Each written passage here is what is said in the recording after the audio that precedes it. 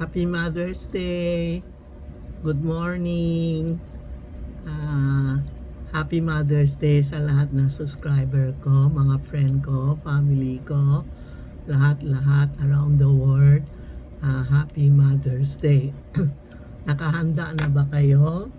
Magdalaw sa mga parents natin. Kung yung may mga parents po, tatay, nanay, magdalaw kayo. Maski na wala kayong gift o magdalaw lang kayo. Ang mga nanay, tatay ngayon, talaga nanay, nakaantay na mga anak nila magdalaw sa kanila, no? Kasi it's a special day sa buong mundo na maski na bakano, kung may pera tayo, alam mo, maski na every month, may sweldo kayo o bigay niyo nanay niyo, maski na bakano lang, masaya na sila eh. O tapos, pumunta kayo. Alam mo, pag na-respect kayo ng parents niyo, gaganda ang buhay natin sa totoo. Yung biyanang ko,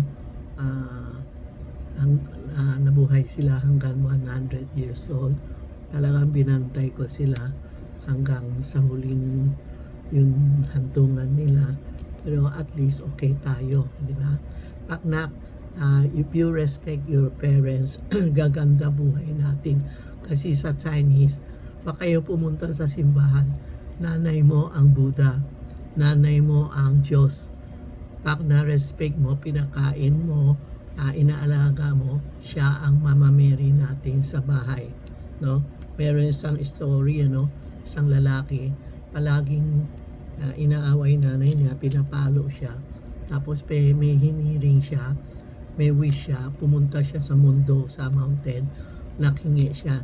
Sabi ng bong sa kanya, umuwi ka na. Pag umuwi ka, makikita mo na ang hinahanap mo na Mama Mary.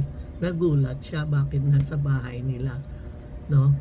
Tapos sabi niya, yung naka-isang paa na tsinelas, yan ang si Mama Mary.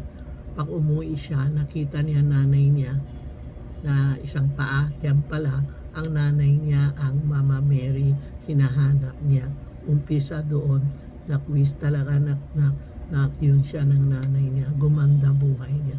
We no need to go to church or yung go to church talaga, panglinis ng mga kasalanan natin, mag-wish tayo, okay. Pero sa bahay natin, ang nanay po ay ang Mama Mary natin.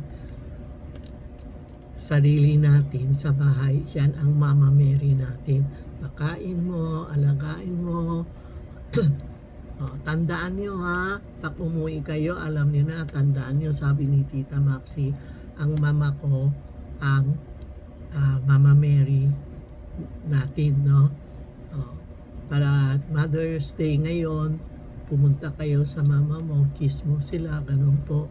Yan ang pinakamahalaga na Mother's Day na alaga. Hindi kailangan bulaklak eh. Nasabi ko sa anak ko eh, huwag kayo bumili ng bulaklak. Alam ko, sa puso nila, binibigay tayo bulaklak pala masaya, pero sayang yung bulaklak, hindi ba? O, saan mo lalagay? Tapos, wala na. Sayang lang po. Importante, pumunta kayo, magdalaw kayo. Maski na isang maliit na candy, isang puto, pandesal, soft drinks, lahat. Basta may bigay ka lang isang halaga. O, pagsweldo nyo every month, try nyo. Baka 100, 50 bigay niyo sa nanay niyo, tinan mo, gaganda buhay mo. Huwag kayong mag-wish ng pa sa simbahan, bigay niyo, respect niyo parents mo, tulungan mo parents mo, tinan mo, gaganda ang buhay niyo. Yan ang wish ko sa Mother's Day. Sana lahat tayo gaganda ang buhay, magre-respect tayo sa parents natin. Halimbawa, may anong gusto natin wish, kaganda ang wish natin po, darating po, no? Okay? Sana after this election, gaganda ng buhay natin. Alam ko this April, May, marami nagre-reklamo, hindi maganda negosyo, hindi maganda business nila, hindi magandang buhay, walang pera kasi kan election eh. After election, tingnan mo, kaganda na ang business natin. Pagtama ang boto natin, no? Pagtama ang boto natin, gaganda talaga ang buhay natin na Pilipinas. Alam mo, mayaman mga Pilipinas, maraming pera. Tingnan mo sa election lang, ang laki-laki nilalabas nila pera, no? No, tayo dito walang business, mahina, lalo na sa Chinatown walang pupunta. Puro sa Tondo, Makati, Pasay. Sa Chinatown kunti lang kandidato pumupunta dito lang, sabi.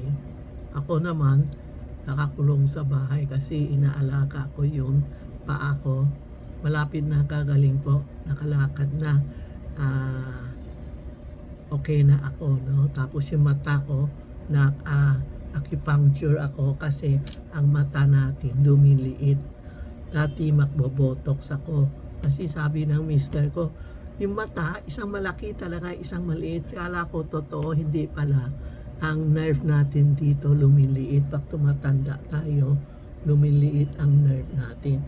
Kaya magbobotox ako. Sabi ng iba, wag ka magbotox, Tita Maxi, kasi every 6 months magbobotox pa. Ngayon ang ginagawa ko, naka-acupuncture ako. After galing ko sa Taiwan, umpisa na ako naka-acupuncture ng mata ko, vertigo ko, paa ko kasi namamaga.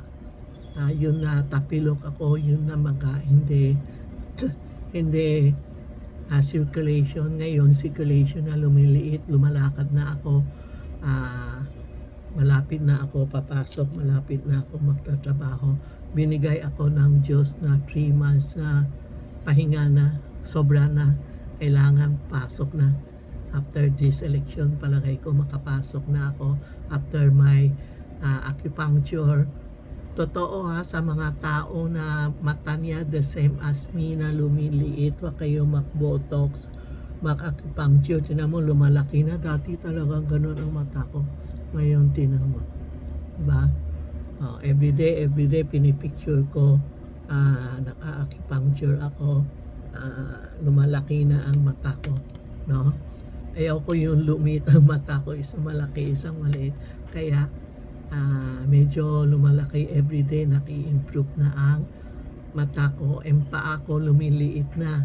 Nawawala na ang tubig kasi dati yung natapilok ako, ang dami nagtuturo na malamig tubig, mamaya hot complex, na nalito ako sa sobrang hot and sobrang cold, na damage ang nerve ko. Ngayon, naka-acupuncture ako, bumalik na sa dating situation ng paa ko.